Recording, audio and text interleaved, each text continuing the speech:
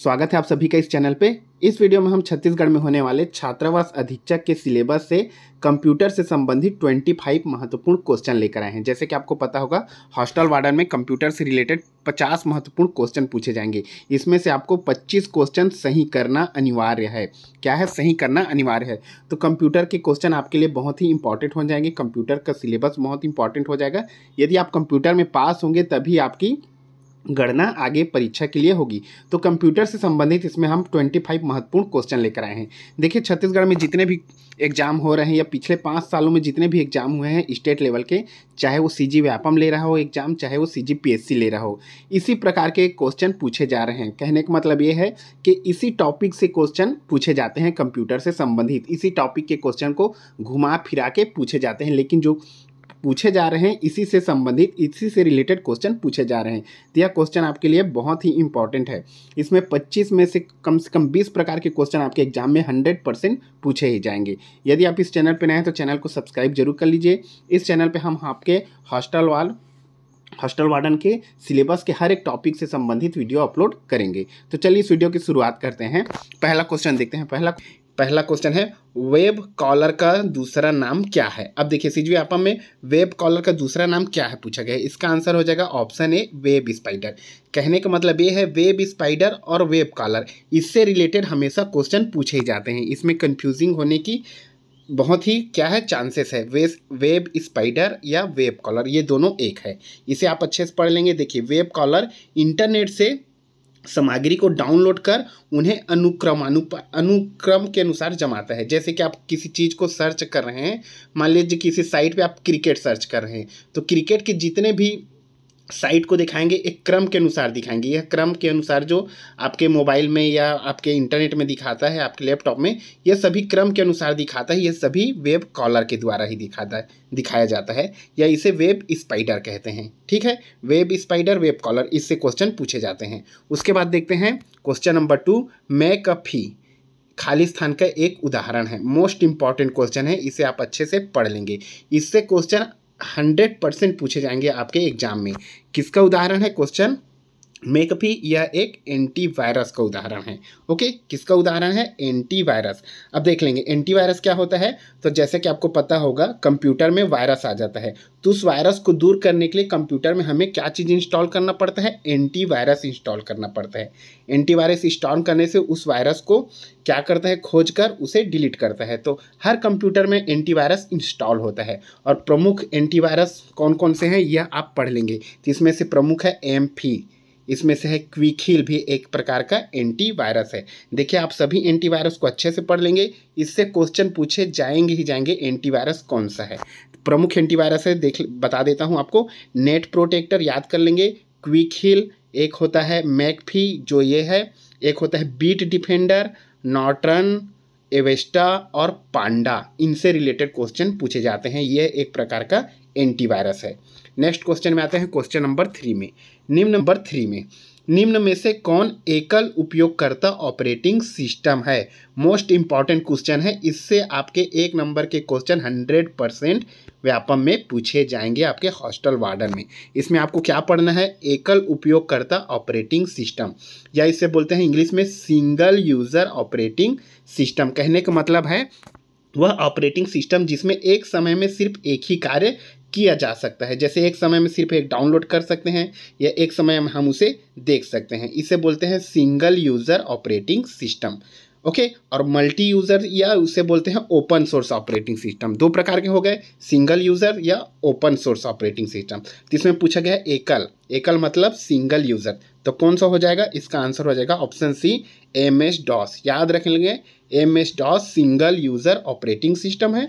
अब उसके बाद पूछे जाते हैं ओपन सोर्स ऑपरेटिंग सिस्टम। इसके जस्ट अलग ओपन सोर्स ऑपरेटिंग सिस्टम कौन कौन से हो जाएंगे? तो याद करेंगे, Linux, Unix, window NT, MS window, ये ओपन सोर्स ऑपरेटिंग सिस्टम है। तो इसे आप अच्छे से पढ़ लेंगे, इससे एक क्वेश्चन 100% पूछे जाएंगे। अब नेक्स्ट क्वेश्चन में आते हैं क्वेश्चन नंबर 4 में। क्वेश्चन नंबर 4 देखते हैं। खालिस्तान का उपयोग MS ऑफिस में कार्य करने के लिए नहीं किया जाता। MS ऑफिस, MS वर्ड, इससे रिलेटेड क्वेश्चन एक पूछे जाएंगे। तो इसमें से बोला गया है किसका उपयोग MS ऑफिस में काम करने के लिए नहीं किया जाता। इसका आंसर हो जाएगा ऑप्शन ए, जॉय स्टिक। अब जॉय स्टिक को अच्छे से पढ़ लेंगे। जॉय स्टिक एक प्रकार का माउस की तरह ही होता है। इसका उपयोग सबसे अधिक किस में किया जाता है? गेमिंग में किया जाता है जॉय स्टिक का। याद रखेंगे, जॉय स्टिक एक इनपुट डिवाइस है। इसका उपयोग गेमिंग के को आसान बनाने में किया जाता है। बाकी हो गया स्कैनर, लाइट पेन, माउस, इन सभी का उपयोग MS ऑफिस में किया जाता है। तो इसमें से इम्पॉर्टेंट है जॉय स्टिक। अब जॉय स्टिक को अच्छे से पढ़ लेंगे। यह एक इनपुट डिवाइस है। इसका उपयोग खेल में या गेमिंग में किया जाता है। नेक्स्ट क्वेश्चन में आते हैं। क्वेश्चन नंबर 5, निम्नलिखित में से किस समूह में केवल आउटपुट डिवाइस है? अब देखिए, आपके 50 क्वेश्चन पूछे जाएंगे, उसमें से एक क्वेश्चन इनपुट और आउटपुट डिवाइस के से 100% पूछे जाएंगे। तो आप जितने भी इनपुट डिवाइस है उसे अच्छे से पढ़ लेंगे, जितने भी आउटपुट डिवाइस है उसे आप अच्छे से पढ़ लेंगे। और जितने भी इनपुट आउटपुट डिवाइस है उसे इस तरह से ग्रुप में पूछते हैं जिससे आपको थोड़ी सी प्रॉब्लम हो सके। तो इसमें क्या बोला गया? निम्न में से केवल आउटपुट डिवाइस है बोला गया। इसमें से सभी आउटपुट डिवाइस कौन सा है? तो इसके याद रखें, इसको देख लेंगे। Option number D, plotter, printer और मॉनिटर, ये सभी आउटपुट डिवाइस हैं। तो इससे एक क्वेश्चन तो पूछे ही जाएंगे। इसे आप अच्छे से पढ़ लेंगे, इसमें आपका 1 नंबर कंफर्म हो गया। नेक्स्ट क्वेश्चन में आते हैं। देखिए, क्वेश्चन नंबर 6 में क्या पूछा गया है? क्वेश्चन नंबर 6 में सबसे अच्छी गुणवत्ता ग्राफिक्स का उत्पादन किया जाता है। सबसे अच्छी गुणवत्ता वाली ग्राफिक्स का बोला गया। ग्राफिक्स का उत्पादन किस में किया जाता है? इसका आंसर हो जाएगा ऑप्शन डी, प्लॉटर में। प्लॉटर में ग्राफिक्स का उत्पादन सबसे अच्छे से होता है। इसके बारे में देख लेते हैं। प्लॉटर क्या है? प्लॉटर एक प्रकार का प्रिंटर है, यह याद रखेंगे। प्लॉटर एक प्रकार का प्रिंटर है, यह आउटपुट डिवाइस है। इसका उपयोग ग्राफ बनाने में किया जाता है। ग्राफिक्स का उत्पादन बोला गया है। ग्राफ बनाने, चित्र बनाने में, किसी जगह, स्थान, टेबल, इन सभी को प्रिंट करने के लिए प्लॉटर का उपयोग करते हैं। यह हो गया। नेक्स्ट क्वेश्चन में आते हैं। क्वेश्चन नंबर 7 में PNG को सूचित किया जाता है। इस प्रकार के क्वेश्चन पूछे ही जाएंगे। PNG को सूचित किया जाता है, इसका आंसर हो जाएगा ऑप्शन ए, इमेज फाइल में। अब देखिए, आपके मोबाइल में जितने भी इमेज फाइल है, आपके मोबाइल में और आपके मोबाइल, आपके लैपटॉप में जितने भी इमेज फाइल होते हैं उसे आप सेव करेंगे किसी भी नाम से। मान लीजिए आप किसी फोटो को या इमेज को आप हॉस्टल के नाम से सेव करेंगे। हॉस्टल के बाद उसमें डॉट लगेगा। डॉट के बाद जो लास्ट में फॉर्मेट रहता है वह ये दर्शाता है, ये फॉर्मेट। तो बोला गया है लास्ट में जो फॉर्मेट रहता है, ये वाला फॉर्मेट किसी भी इमेज के, वीडियो के, वह क्या चीज़ को दर्शाता है, ये पूछा गया है। तो देखिए, PNG क्या होता है? PNG एक इमेज को दर्शाता है। ओके, PNG का फुल फॉर्म है पोर्टेबल नेटवर्क ग्राफिक्स। एक और पूछा जाता है GIF, आजकल बहुत प्रचलित है GIF। इसका फुल फॉर्म क्या है? ये भी बहुत आजकल व्यापम द्वारा पूछा जा रहा है। इसे पढ़ लेंगे, ग्राफिक्स इंटरचेंज फॉर्मेट। तो ये हो गया। PNG के बारे में बात कर रहे थे। PNG क्या है? एक इमेज फाइल है। ऑडियो के लिए किसका इस्तेमाल किया जाता है और वीडियो के लिए किसका इस्तेमाल किया जाता है, यह भी देख लेंगे। तो देखिए, ऑडियो और वीडियो के लिए MPE, ऑडियो और वीडियो के लिए MP लगता है लास्ट में। MP फॉर्मेट होता है, वह ऑडियो और वीडियो के लिए होता है। यह MP4, ये भी वीडियो के लिए हो गया।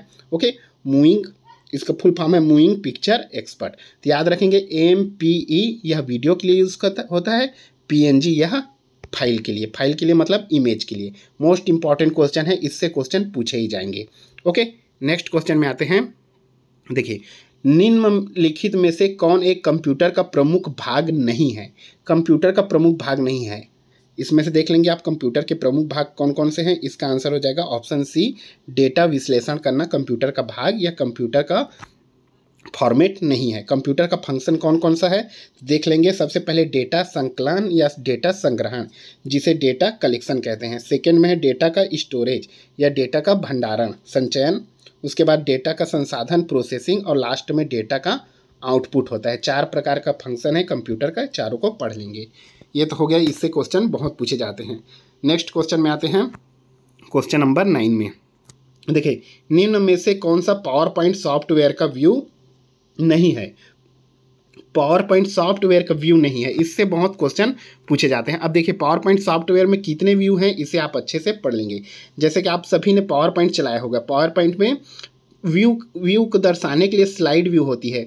अब जितने भी आप उसमें बनाए होंगे अपने, उसमें स्लाइड कर करके सभी को अब क्या करते हैं, अपने फाइल को, इमेज को देखते हैं।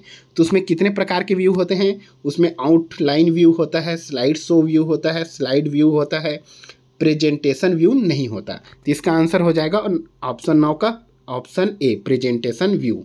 इसमें पावर पॉइंट में नहीं होता। और कौन कौन से व्यू होते हैं पावर पॉइंट में, तो देख लेंगे। एक होता है सामान्य view, slide view, slide sorter view भी होता है। उसमें 5-6 प्रकार के व्यू होते हैं। इस व्यू से क्वेश्चन पूछे ही जाते हैं। नेक्स्ट क्वेश्चन में आते हैं क्वेश्चन नंबर 10 में। एक हैकर का आपके फ़ोन या ईमेल के द्वारा आपका पासवर्ड हासिल करना क्या कहलाता है? मोस्ट इंपॉर्टेंट क्वेश्चन है, इससे भी 100% क्वेश्चन पूछे जाएंगे। अब देखो क्या बोला गया है, एक हैकर का आपके फ़ोन या ईमेल के द्वारा आपके पासवर्ड हासिल करना क्या कहलाएगा? इसका आंसर हो जाएगा ऑप्शन ए का बी, फिशिंग। फिशिंग क्या होता है अब देखेंगे। देखिए फिशिंग क्या होता है, फिशिंग एक प्रकार के इंटरनेट के माध्यम से आपको फर्जी ईमेल भेजा जाता है। उस फर्जी ईमेल को भेजकर आपके अगर लैपटॉप, मोबाइल या किसी में फर्जी ईमेल के द्वारा आपकी पर्सनल डेटा को चोरी करता है। पर्सनल डेटा मतलब आपके पासवर्ड, आपकी जानकारी, आपके बैंक के अकाउंट नंबर, ये सभी को पर्सनली चोरी करना फिशिंग कहलाता है। किसके माध्यम से? ईमेल के माध्यम से। ठीक, आपको एक ईमेल भेजकर यह किया जाता है। यह हो गया फिशिंग। अब देखिए स्पैमिंग क्या होता है। तो स्पैमिंग और फिशिंग लगभग दोनों बराबर होते हैं, लेकिन स्पैमिंग में क्या होता है, आप स्पैमिंग देखे होंगे, इस ईमेल आता है तो उसको आप बोलते हैं स्पैम है करके। कॉल आता है, मैसेज आता है तो फर्जी कॉल है, उसको आप स्पैम बोल देते हैं। तो स्पैम क्या होता है, स्पैम में भी फर्जी ईमेल भेजे जाते हैं जिसे भेजने का कोई सोर्स पता नहीं होता, लेकिन वह स्पैम में वह ईमेल फर्जी के साथ साथ कभी कभी क्या होता है, विज्ञापन वाला हो जाता है, या कभी लॉटरी लगी है आपको, आप लॉटरी में जीत गए, ये सभी खोलकर देखने पे स्टेप बाय स्टेप यदि आप उस लॉटरी वाले को देखेंगे तो आप अपना नाम डालेंगे। ये सभी फर्जी टाइप का इसमें भी भेजे जाते हैं स्पैमिंग में। लेकिन स्पैमिंग में बहुत से चांसेस रहते हैं कि यह आपके डेटा चुराने के लिए नहीं, विज्ञापन के तरीके से हो सकता है या नॉर्मल भी हो सकता है। स्पैमिंग का छोटा सा रूप है। लेकिन फिशिंग क्या होता है, फिशिंग सिर्फ आपकी पर्सनल डेटा चोरी करने के लिए ईमेल भेजी जाती है। यह हो गई फिशिंग। अब स्पूफिंग देख लेते हैं। स्पूफिंग क्या होता है, इसमें कोई व्यक्ति किसी व्यक्ति की या किसी संस्था के आईडी को चुराकर, उसके आईडी को चुराकर अपना नए आईडी बनाकर उसे इंटरनेट में या कंप्यूटर में छेड़छाड़ करता है। इसे बोलते हैं स्पूफिंग। ओके, स्पूफिंग में किसी की आईडी वाईडी को चुराकर फर्जी तरीके से उसके अंदर की जानकारी को ग्रहण करना स्पूफिंग कहला गया। फिशिंग क्या हो गया, फिशिंग ईमेल के माध्यम से आपकी डेटा चोरी करना। स्पैमिंग क्या हो गया, स्पैमिंग फर्जी कॉल, फर्जी मैसेज या फर्जी जितने भी ईमेल आते हैं वो स्पैमिंग हो गया। ओके, इसको देख लेंगे। और बगिंग मतलब बग मतलब कीड़ा होता है, और बगिंग मतलब होता है कंप्यूटर में कोई भी खराबी होती है उसे बगिंग कहते हैं। ठीक, ये हो गया। अब नेक्स्ट आते हैं क्वेश्चन नंबर 11 में। इंटरनेट द्वारा उपयोग किए जाने वाला संचार प्रोटोकॉल, यह देखेंगे संचार प्रोटोकॉल कौन सा है? इसका आंसर हो जाएगा ऑप्शन सी, टीसीपी या आईपी। इंटरनेट के द्वारा यूज किए जाने वाले प्रोटोकॉल को इंटरनेट प्रोटोकॉल कहते हैं। सीधी सी बात है। तो आईपी का मतलब हो गया, यहाँ के आईपी का मतलब internet protocol. www world wide web, HTTP और HTTP, FTP, इन सभी का फुल फॉर्म भी पूछा जाता है, तो इसको याद रखेंगे। एच का हो गया हाइपर टेक्स्ट ट्रांसफ़र प्रोटोकॉल, और इसका हो गया फाइल ट्रांसफ़र प्रोटोकॉल, और इसका आईपी का इंटरनेट प्रोटोकॉल। ओके, ये सभी को आप अच्छे से पढ़ लेंगे। और टीसीपी का हो जाएगा transmission control protocol. Next question में आते हैं। निम्नलिखित में से कौन सा इमेज फाइल का फॉर्मेट नहीं है? अभी आपको बताया किसी भी फाइल या इमेज के लास्ट में डॉट के बाद जो जगह लगी रहती है, जो शब्द लिखे रहते हैं, वो कौन सा फॉर्मेट इमेज के लिए नहीं है। तो इसमें से देख लेंगे, इमेज के बहुत से फॉर्मेट हैं। TIF, JPG, PNG, ये सभी इमेज के फॉर्मेट हैं। देख लेंगे, आपके अपने मोबाइल में देखेंगे, अपने फ़ोटो के बाद में डॉट के बाद JPG लिखा होता है, यह इमेज के लिए यूज़ होता है। JPEG लिखा होता है, यह भी इमेज के लिए यूज़ होता है। लेकिन इसमें IMG दिया गया है, यह इमेज के लिए यूज़ नहीं होता। इसे याद रखेंगे, IMG यह एक ग्राफिक के लिए यूज़ होता है, बाकी ये तीनों इमेज के लिए यूज़ होते हैं। और वीडियो के लिए कौन सा यूज़ होता है बताया मैंने आपको, MPE। ओके, ये इस प्रकार के क्वेश्चन पूछे ही जाएंगे 100%। नेक्स्ट क्वेश्चन में आते हैं, मोस्ट इंपॉर्टेंट क्वेश्चन। इससे 2 क्वेश्चन पूछ सकते हैं, देख ले। किससे? प्रिंटर से। प्रिंटर से 2 क्वेश्चन पूछे जाने की संभावना है।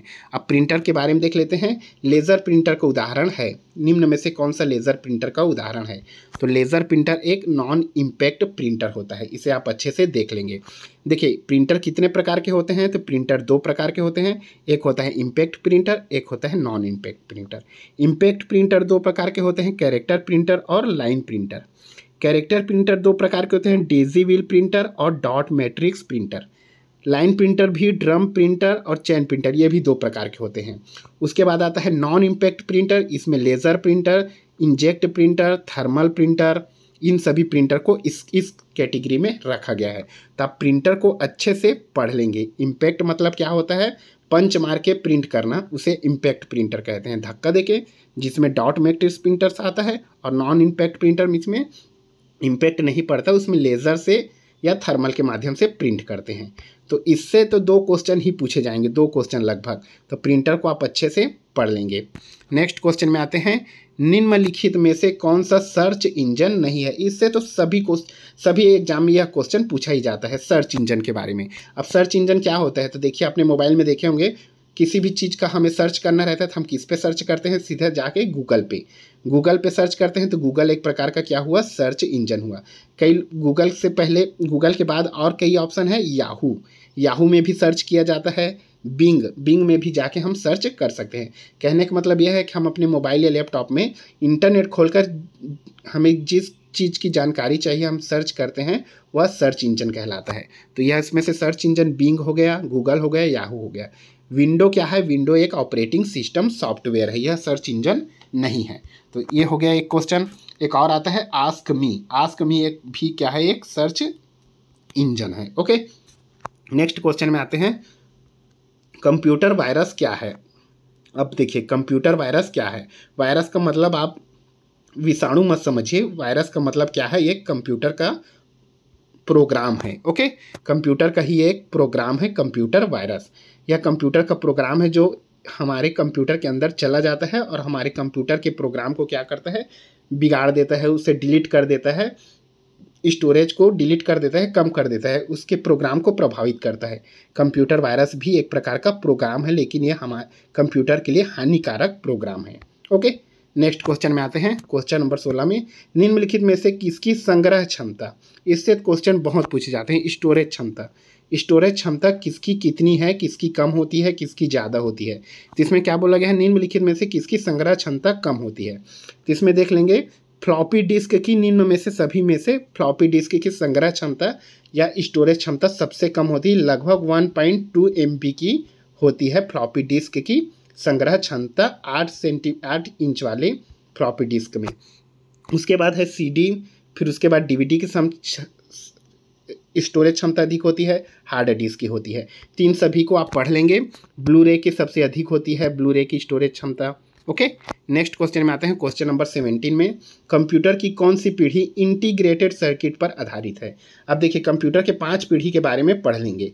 5 पीढ़ी में कौन सी पीढ़ी में इंटीग्रेटेड सर्किट का इस्तेमाल करना या उपयोग करना चालू हुआ? तो इसका आंसर हो जाएगा ऑप्शन नंबर ए, तीसरी पीढ़ी में इंटीग्रेटेड सर्किट का उपयोग करना स्टार्ट हुआ। ओके, पहली पीढ़ी में निर्वात ट्यूब का उपयोग किया गया, दूसरी पीढ़ी में ट्रांजिस्टर का उपयोग किया गया, और तीसरी पीढ़ी में इंटीग्रेटेड सर्किट, और चौथी पीढ़ी में ये भी याद रखेंगे, चौथी पीढ़ी में VLSI का उपयोग किया गया। यह सभी एक प्रकार का सर्किट बोर्ड है। क्या है? कंप्यूटर का सर्किट बोर्ड है जो सिलिकॉन से बना होता है। सिलिकॉन क्या है? एक अर्धचालक है। याद रखेंगे, इंटीग्रेटेड सर्किट बोर्ड है जो तीसरी पीढ़ी से स्टार्ट हुआ। नेक्स्ट क्वेश्चन में आते हैं, मोस्ट इंपॉर्टेंट क्वेश्चन, 100% इससे एक क्वेश्चन पूछे जाएंगे। ओके, लैंग्वेज, कंप्यूटर की लैंग्वेज के बारे में पढ़ेंगे। निम्नलिखित में से कौन सा एक कंप्यूटर लैंग्वेज नहीं है बोला गया है? तो सबसे पहले कंप्यूटर लैंग्वेज कौन कौन सा है? C++, कोबॉल, जावा, ये सभी कंप्यूटर लैंग्वेज है। विंडो ये नहीं है, यह क्या है? ऑपरेटिंग सॉफ्टवेयर है। तो देखिए कंप्यूटर लैंग्वेज क्या है? कंप्यूटर लैंग्वेज मुख्यतः 2 प्रकार के होते हैं। निम्न स्तरीय कंप्यूटर लैंग्वेज जिसे लो लेवल लैंग्वेज कहते हैं, और दूसरा होता है उच्च स्तरीय जिसे हाई लेवल लैंग्वेज कहते हैं। निम्न स्तरीय कंप्यूटरी भाषा को मशीनी भाषा कहते हैं। यह भी एग्जाम में पूछा जा चुका है। मशीन भाषा किसे कहते हैं? निम्न स्तरीय भाषा को। और उच्च स्तरीय भाषा को वैज्ञानिक भाषा कहते हैं। अब इन सभी के बहुत से प्रकार हैं। अब देखिए वैज्ञानिक भाषा या उच्च स्तरीय भाषा कौन कौन से हैं? तो कोबॉल, C++, जावा, फोर्ट्रॉन हो गया, और है कोबॉल, पास्कल, PL1। ये सभी उच्च स्तरीय कंप्यूटर लैंग्वेज है। तो इसे आप अच्छे से पढ़ लेंगे, इससे एक क्वेश्चन 100% पूछे जाएंगे कंप्यूटर लैंग्वेज के बारे में। बिजनेस भाषा कौन सा है? तो ये कोबॉल हो गया बिजनेस भाषा। ठीक, नेक्स्ट क्वेश्चन में आते हैं। रीयूजेबल ऑप्टिकल स्टोरेज का उदाहरण है। रीयूजेबल का मतलब समझ रहे हैं, जिसे दोबारा हम यूज़ कर सकते हैं, उसे बोलते हैं रीयूजेबल ऑप्टिकल स्टोरेज। कौन सी स्टोरेज को हम दोबारा यूज़ कर सकते हैं? तो इसका आंसर है option C, read and right. Read और राइट। ओके, रीड मतलब एक बार पढ़ सकते हैं, राइट मतलब लिख सकते हैं। मतलब रीड और राइट है मतलब उस CD में हम उसे दोबारा पढ़ सकते हैं, दोबारा लिख सकते हैं। ओके, कॉम्पैक्ट डिस्क, CD का फुल फॉर्म हो जाएगा DVD का, डिजिटल वर्सटाइल डिस्क, RM का हो जाएगा ROM का, read only memory. Read only memory में हम सिर्फ पढ़ सकते हैं, उसे मिटा नहीं सकते, यह भी याद रखेंगे।